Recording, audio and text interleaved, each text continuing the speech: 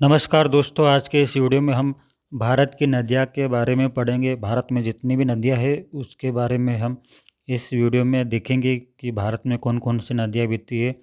और सभी एग्ज़ाम में एक नया क्वेश्चन नदियों के बारे में ज़रूर बनता है। वह कोई सी भी एग्ज़ाम हो, एमपी एग्ज़ाम हो या एसएससी की एग्ज़ाम हो, सभी एग्ज़ाम में नदियों के बारे में एक ना एक प्रश्न ज़रूर पूछा जाता है। तो हम चलिए शुरू करते हैं। पहला क्वेश्चन देखते हैं भारत की नदियाँ के बारे में। तो भारत की नदियाँ के बारे में हम कुछ पढ़ लेते हैं। भारत की नदियाँ 4 समूहों में वर्गीकृत की जाती है। ऑप्शन पहला है हिमालय की नदियाँ, प्रायद्वीपीय नदियाँ, तटवर्ती नदियाँ और अंतस्थलीय प्रवाह क्षेत्र की नदियाँ। ये 4 प्रकार के समूहों में भारत की नदियों को वर्गीकृत किया जा सकता है। पहला क्वेश्चन देखते हैं, वेनगंगा तथा पेनगंगा किसकी सहायक नदी है? वेनगंगा तथा पेनगंगा जो नदियाँ है वह किस नदी की सहायक नदी है? ऑप्शन दिया गया है गोदावरी, कृष्णा, झेलम या गंगा। तो इसका सही आंसर हम देख लेते हैं। वेनगंगा तथा पेनगंगा गोदावरी नदी की सहायक नदी है। इसके बारे में कुछ इफेक्ट है जो पढ़ लेते हैं। गोदावरी नदी तेलंगाना और आंध्र प्रदेश से होकर लगभग 772 किलोमीटर तक बहती है। पश्चिमी घाट द्वारा एक सतत जल विभाजक का निर्माण होता है, जिसे आमतौर पर सह्याद्री पर्वतमाला के नाम से जाना जाता है। फतमाला पहाड़ियाँ, अजंता पर्वतमाला और महादेव पहाड़ियाँ इसके उत्तर हिस्से में बेसिन को घेरे हुए हैं। अगला क्वेश्चन देखते हैं, भारत की सबसे लंबी नदी जिसका उद्गम तथा मोहना दोनों भारतीय क्षेत्र में स्थित है, वह कौन सी नदी है? ऑप्शन दिए हैं गंगा, गोदावरी, ब्रह्मपुत्र या नर्मदा। तो इसका सही आंसर हो जाएगा गोदावरी। भारत की सबसे लंबी नदी जिसका उद्गम तथा मोहना दोनों भारतीय क्षेत्र में स्थित है, वह गोदावरी नदी है। अगला क्वेश्चन देखते हैं, कावेरी नदी का उद्गम स्थल है। ऑप्शन दिया गया है तिरुचि, मैसूर, ब्रह्मागिरी या अमरकंटक। तो इसका सही आंसर हो जाएगा ब्रह्मागिरी। कावेरी नदी का उद्गम स्थल है ब्रह्मागिरी। ब्रह्मागिरी दक्षिणी भारत के पश्चिमी घाट में एक पर्वत श्रृंखला है। यहाँ उत्तर में कर्नाटक राज्य के कोडागु जिले में और दक्षिण में केरल राज्य के वायनाड जिले के बीच की सीमा पर स्थित है। 1608 मीटर की ऊंचाई पर स्थित ब्रह्मागिरी पहाड़ी एक सुंदर पर्यटक आकर्षक है। यहाँ देख सकते हैं आप, एक फोटो है ब्रह्मागिरी का। अगला क्वेश्चन देखते हैं, कावेरी नदी गिरती है बंगाल की खाड़ी में, अरब सागर में, पाक जल डमरू मध्य में या खंबात की खाड़ी में। तो आपको बताना है कि कावेरी नदी कहाँ पर गिरती है। तो इसका सही आंसर हो जाएगा बंगाल की खाड़ी में। कावेरी नदी बंगाल की खाड़ी में गिरती है। अगला क्वेश्चन देखते हैं, कावेरी नदी जल विवाद मुख्यतः किन दो राज्यों के मध्य है? मोस्ट इम्पोर्टेंट क्वेश्चन है, काफ़ी बार एग्जाम में पूछा गया है कि कावेरी नदी जो जल विवाद है वह किन दो राज्यों के बीच में है। ऑप्शन दिया गया है आंध्र प्रदेश तथा तमिलनाडु, केरल तथा कर्नाटक, केरल तथा तमिलनाडु या कर्नाटक या तमिलनाडु। तो इसका सही आंसर हो जाएगा कर्नाटक तथा तमिलनाडु। इन दो राज्यों के बीच में कावेरी नदी जल विवाद चल रहा है। इसमें 3 राज्य व एक केंद्र शासित प्रदेश तमिलनाडु, केरल, कर्नाटक और पुदुचेरी शामिल है। विवाद की उत्पत्ति तकरीबन 150 वर्ष पूर्व वर्ष 1892 और वर्ष 1924 के बीच तत्कालीन मद्रास प्रेसिडेंसी एवं मैसूर के बीच मध्यस्थता के 2 समझौतों के साथ हुई थी। अगला क्वेश्चन देखते हैं, निम्न में से किस नदी को उसकी पवित्रता के कारण दक्षिणी भारत की गंगा कहा जाता है? दक्षिण भारत की गंगा किस नदी को कहा जाता है? ऑप्शन दिया है महानदी, गोदावरी, कृष्णा या कावेरी? तो इसका सही आंसर हो जाएगा कावेरी। कावेरी नदी को दक्षिण भारत की गंगा कहा जाता है। कावेरी कर्नाटक तथा उत्तरी तमिलनाडु में बहने वाली एक सदानीरा नदी है। यह पश्चिमी घाट के पर्वत ब्रह्मागिरी से निकली है। इसकी लंबाई प्राय 760 किलोमीटर है। दक्षिण पूर्व में प्रवाहित होकर कावेरी नदी बंगाल की खाड़ी में मिलती है। सिमसा, हेमावती, भवानी इसकी उपनदियाँ हैं। अगला क्वेश्चन देखते हैं। कृष्णा नदी का उद्गम स्थल किसके समीप है? महाबलेश्वर, उद्गम मंडल, खंडाला या पचमढ़ी? तो इसका सही आंसर हो जाएगा कृष्णा नदी का उद्गम स्थल महाबलेश्वर के समीप है। कृष्णा नदी पश्चिमी घाट से लगभग 1337 मीटर की ऊंचाई से निकलती है।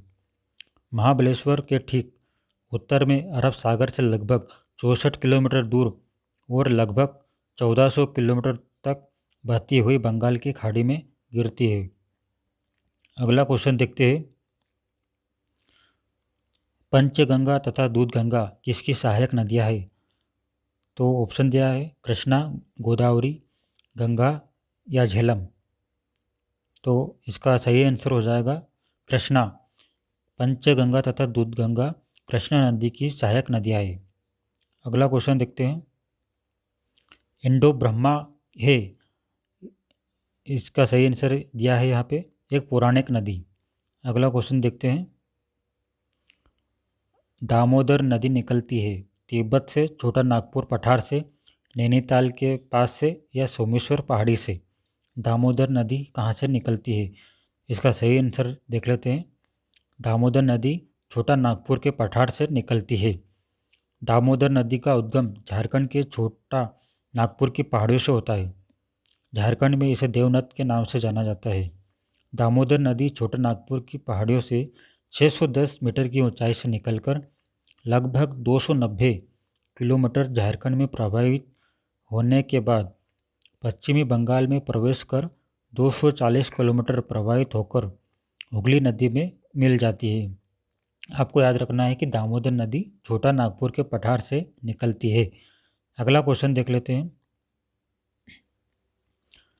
निम्नलिखित में से कौन भूमि बंधित नदी है? इनमें से कौन सी नदी भूमि बंधित नदी है? ऑप्शन दिया है तापी, कृष्णा, लूनी या नर्मदा। इसका सही आंसर है लूनी नदी।